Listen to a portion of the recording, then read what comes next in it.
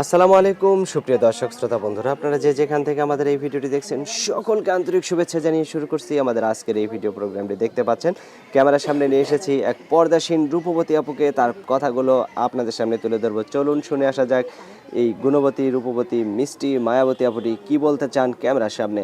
আসসালামু আলাইকুম। ওয়ালাইকুম সালাম। কেমন আছেন আপনি? আছি আলহামদুলিল্লাহ। আপনার নাম কি আপু? নীলা। নীলা। নীলা আপু কোথায় থাকেন আপনি? আমি দেশের বাড়ির রাজশাহীতে, আমি থাকি এখন ঢাকাতে। ঢাকায় থাকেন? কার সাথে থাকেন? জামাইয়ের সাথে? না, জামাই নাই, জামাই মারা গেছে। জামাই মারা গেছে? হ্যাঁ, ছেলে মেয়ে কয়জন আপনার? একটা মেয়ে আছে। একটা মেয়ে আছে। মেয়ের বয়স কত? মেয়ের বয়স 8 বছর চলতেছে ভাই, অনেক 8 বছর। তো এখন এই যে 8 বছর পরে ক্যামেরার সামনে আসলেন কেন? আপনার জামাই কতদিন আগে চলে গেছে? কি জানে মারা গেছে নাকি? হ্যাঁ, মাইয়া যখন 3 মাসের গর্ভে ছিল তখন বাচ্চার বাবা স্ট্রোক করে মারা গেছে। আচ্ছা, তো তারপরে আর বিয়ে শাদী বসা হয় নাই? ভাই, তো বাচ্চা ছোট এখন এই ছিল। যে এখন যদি আপনাকে কেউ বিয়ে করতে চায়, বিয়ে বসবেন?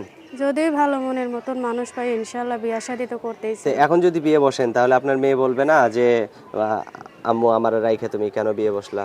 মায়া তো এখন ইনশাল্লাহ শিয়ান হয়ে গেছে, মায়াও তো একদিন পরের ঘরে চলে যাইব, তা আমার তো বাঁচতে হইব। আপনারও তো একজন গার্জিয়ান দরকার, তাই না? হ্যাঁ ভাই, তো এখন কি রকম গার্জিয়ান আপনার প্রয়োজন? যে মানুষটা বিপদের সময় আমার পাশে দাঁড়াইবো, একটু বয়স্ক মানুষ চাই, আমি জোয়ান ছেলে চাই না, কেননা এই আমার যে বিয়ে এখন তো হয়েছে। পর্দা করে অনেক সুন্দর করে পর্দা করে ক্যামেরার সামনে আসছেন, মাশাআল্লাহ খুব ভালো।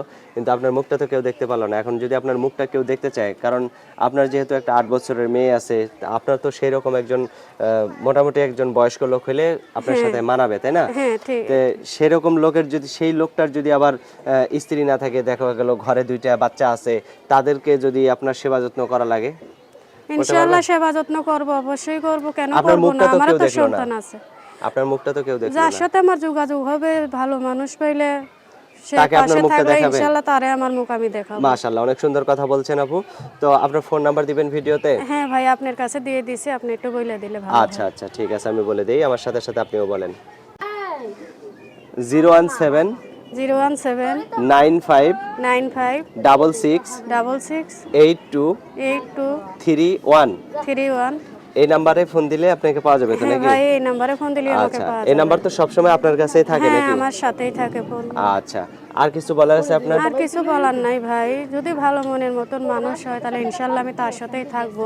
এই আর যে কোনো একটা মানুষ একটু এখন আপনার বয়স্ক চাই। পরিবারে, এখন আপনার পরিবারে কে কে? আপনি আর আপনার মেয়ে? হ্যাঁ ভাই, আর কেউ নেই আপনার না, পরিবারে? আমার পরিবারে আপনি কোনো কেউ নেই। কাজ করেন? হ্যাঁ, আমি মানুষের বাসায় সেলাই মেশিনের কাম করি মানুষের ভাই। বাসায় সেলাই মেশিনের কাজ করেন?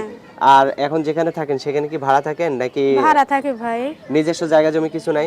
দেশের বাড়িতে আছে, বাবার একটু সম্পদ পাইছি, কিন্তু বাড়ি ঘর করার মতন বাড়ি ঘর করার মতো নাই? এখন যে আপনার স্বামী হবে, সে যদি বলে যে ওইটুক বেচে টেচে নিয়ে আসো, আমার এখানে আইনা দাও, আমি একটু ব্যবসা ট্যাবসা করে তোমার নিয়ে সংসার করে খাই, তাহলে রাজি হবেন? হ্যাঁ, সে যদি ভালো হয় ইনশাআল্লাহ তাকে দেবো আমি, আমার যা থাকবে আমি তো তাকেই দেবো। আচ্ছা, আপনার কোনো আপত্তি নাই তো? না। আচ্ছা, ঠিক আছে, আপনার নামটা আরেকবার বলেন। নীলা। নীলা। তো ঠিক আছে নীলা আপু, ভালো থাকবেন।